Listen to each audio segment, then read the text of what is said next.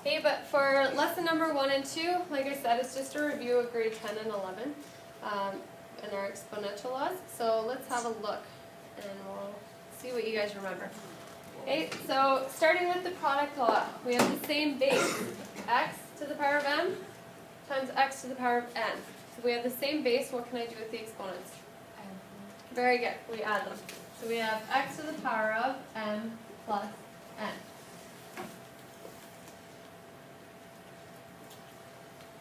Okay, going to the quotient law, we can rewrite this if you wanted as x to the power of m divided by x to the power of n. If you're dividing with the same base, what do you do with the exponents? Subtract. Good. So we're multiplying the same base, we add the exponents. We're dividing the same base, we subtract the exponents. So x to the power of m minus n. And it's always the top exponent minus the exponent in the denominator. Power of a power. We have x to the power of m to the power of n. Anytime an exponent's raised to another exponent, we multiply those. Okay, so it's x to the power of m times n. You just multiply them.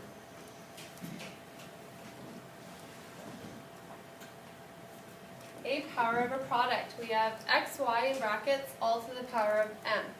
So we need to make sure, in this case, we apply the exponent m to both the x and to the y. So this will be x to the power of m times y to the power of m. Are these looking familiar? Yeah. A little bit? Power of a quotient. Okay, it's pretty much the opposite of power, or the same as power of a product.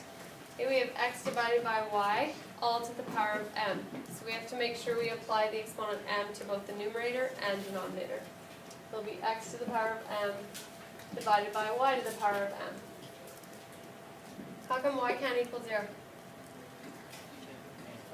Very good. We can't divide by 0. So that's why we had that restriction. Okay, the integral exponent rule is when we have a negative exponent, and we're going to be doing a lot of, or dealing with a lot of negative exponents in this lesson. Okay, if we have x to the power of negative m, that is also equivalent to 1 over x to the power of m. I should use the blue marker, it works better.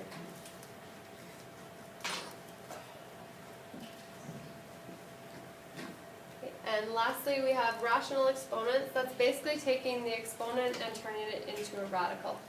So you always look for the denominator in the exponent. That is going to be the index on your radical. Okay, and then whatever the numerator is, that's going to be the exponent on your base. So you have the nth root of x to the power of m. Or you could write it as the nth root of x all to the power of m. It doesn't matter if you take the nth root first and then apply the exponent, or if you apply the exponent then take the nth root.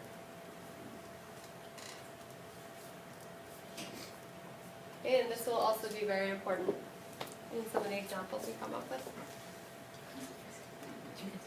So just to see how you guys are doing, we're going to use those exponential laws and apply them to a few examples here. Okay, given each example, we just have to simplify them and make sure that we are leaving our simplified expression with positive exponents. Okay, so we have half of y to the power of negative 6. So do you guys remember how I would turn this exponent into a positive exponent? What's this? Good, so it's kind of like you're taking the reciprocal. You're still going to have 1 over 2. But instead of y being in the numerator, we're going to move it to the denominator, and now the exponent changes. So anytime you move a variable from the denominator to the numerator, or vice versa, the numerator to the denominator, the exponent sign will change, and it's only the sign on the exponent, not the number. Okay, so if I had 2 to the power of negative 3, the equivalent would be 1 over 2 to the power of positive 3. Okay, some of the students in the other class, they thought that the sign would change. Okay, this will result in a positive outcome. This number, if you were to evaluate it in your calculator, you would get a negative number. So this negative does not exist. It's only the exponent that changes signs, not the base. Okay, only the exponents. For the next one, how am I going to change the exponents x and y to positive? Flip them. Good. Okay, so 5 stays in the numerator because there's no negative exponent on 5. It's just the coefficient.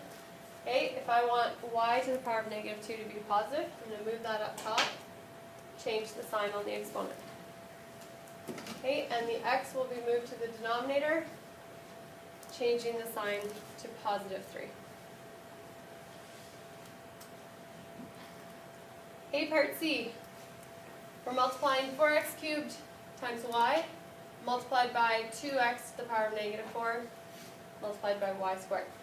So what we want to do is basically distribute. We're going to multiply the coefficients by each other.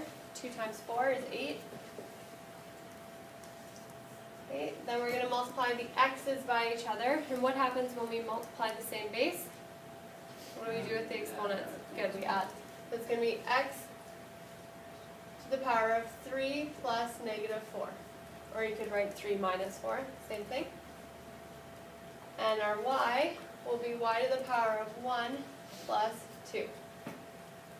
Now a lot of people, they'll see y and they see that y doesn't have an exponent, but, or maybe I'll put a box there. Y didn't have an exponent, but you have to remember there's an invisible 1 with it, okay? So anytime it's just a single variable, there's an invisible 1. So now just clean things up, we've got to add the exponents. So we have 8 multiplied by x to the power of negative 1 times y to the power of 3.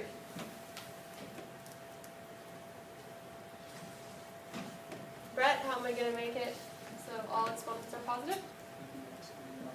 Good. I'm going to move the x to the denominator. And now it's to the power of positive 1. Do I need that 1 though? No.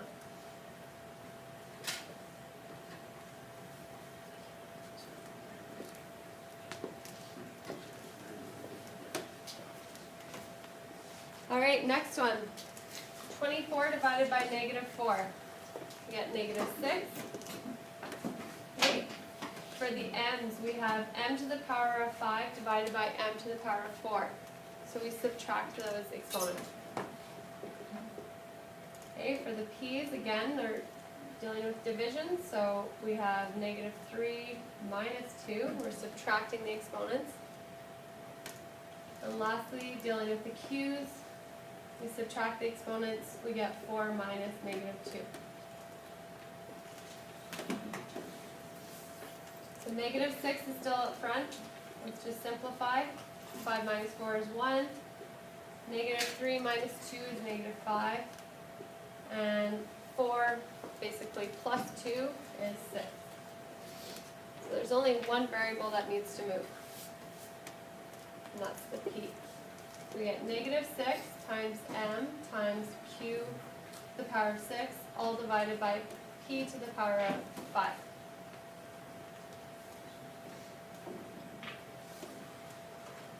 Any questions so far?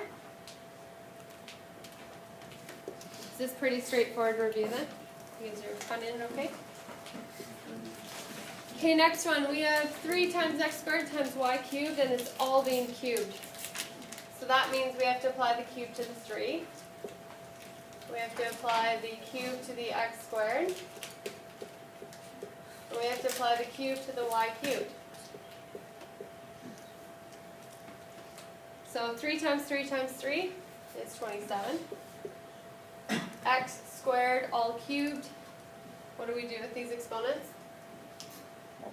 Power of a power, we multiply. So we get x to the power of 6. I don't know how many times I see x to the power of 5 with a question like this. Students add instead of multiply. So make sure you remember to multiply. Chris, are you helping or hurting? Okay. Okay, and then we have y cubed and then cubed again. So it's the exponent is 3 times 3. We get y to the power of 9.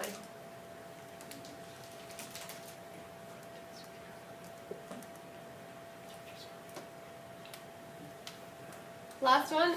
12 divided by 3 is 4, and we're dividing the same base in b, so we have to subtract the exponents. Negative 1 over 2 minus 1. So that gives me -1.5, right? In other words, we could write that as -3/2. What do I do with the exponent? How do I make it positive, I mean? Flip it, good. So we get 4/e to the power of +3/2. So by moving the b to the denominator, we've changed its exponent sign.